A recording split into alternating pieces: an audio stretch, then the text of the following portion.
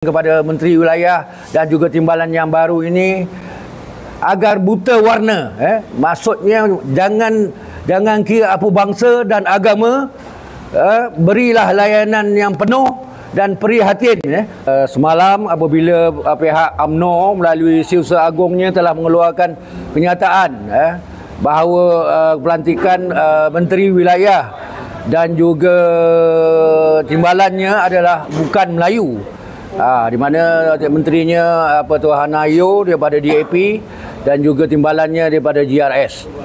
Jadi dan juga saya juga memandang serius kepada kedudukan Kementerian Pelancongan, di mana kedua-dua dia adalah bukan Islam, di mana Menteri Pelancongan ini terdapatnya jabatan warisan kesenian dan juga soal pelancongan di Malaysia. Oleh yang itu, saya ingin memberi pandangan sedikit berkenaan pelantikan Hanayo dan juga timbalannya sebagai Menteri Wilayah Setuan yang meliputi Bandaraya Kuala Lumpur, Putrajaya dan juga Labuan. Di sini terdapat kegusaran dan juga keresahan, terutamanya kaum Melayu Bumiputera, di mana masalah terutamanya masalah ekonomi yang melibatkan peniaga-peniaga dan penjaja-penjaja yang lebih daripada 100,000 orang yang menjalankan aktiviti perniagaan terutamanya di tepi-tepi jalan. Dengan ini saya mencadangkan dan memberi cabaran kepada Menteri Wilayah yang baru ini, di mana Dewan Bandaraya adalah di bawahnya dan juga Putrajaya, Pembadanan Putrajaya juga di bawahnya, supaya lebih prihatin terhadap masalah pelesenan penjaja kecil dan juga peniaga-peniaga. Di mana kita dapati zaman COVID dulu ada satu skim, iaitu skim lesen prihatin kepada penjaja dan peniaga, di mana diberikan percuma, dan saya cadangkan dibuat bancian yang terperinci terhadap bilangan dan statistik penjaja dan peniaga di Bandaraya Kuala Lumpur dan juga di kawasan-kawasan yang di bawah wilayah Setuan Kuala Lumpur. Begitu juga dengan Pembadanan Putrajaya, di mana kita tengok pelantikan Datuk Bandar Kuala Lumpur juga adalah daripada pengurusi Pembadanan Putrajaya. Ini juga menampakkan satu anjakan yang positif. Oleh yang demikian, selain daripada masalah pelesenan dan juga kebajikan kaum peniaga dan penjaja di Kuala Lumpur, saya juga mendapat satu cadangan untuk mengadakan suatu pasar karat di sepanjang tebing Sungai Kelang, di mana berhampiran Jalan Putra ini. Tengoklah macam mana nanti sambutan pihak Dewan Bandaraya dan juga pihak penguatkuasa. Dan masalah yang paling utama di Kuala Lumpur ini adalah masalah perumahan, di mana masalah PPR yang tidak mencukupi, dan juga masalah bahagian perumahan ini agak kronik, kerana di mana kurangnya projek-projek baru yang melibatkan PPR dan juga rumah kos sederhana ataupun rumah mampu milik. Jadi diharap pihak Bandaraya, terutamanya di bawah menteri yang baru ini, walaupun saya kurang bersetuju dengan beliau, tetapi kalau beliau berani mengambil cabaran ini, lancarkan projek-projek perumahan baru agar pihak penduduk di Kuala Lumpur ini mendapat kemudahan perumahan yang lebih selesa dan juga lebih mampu milik. Dan masalah yang sebenarnya di Kuala Lumpur ni belakangan ini adalah masalah cuaca yang telah mengakibatkan banjir kilat dan juga banjir besar.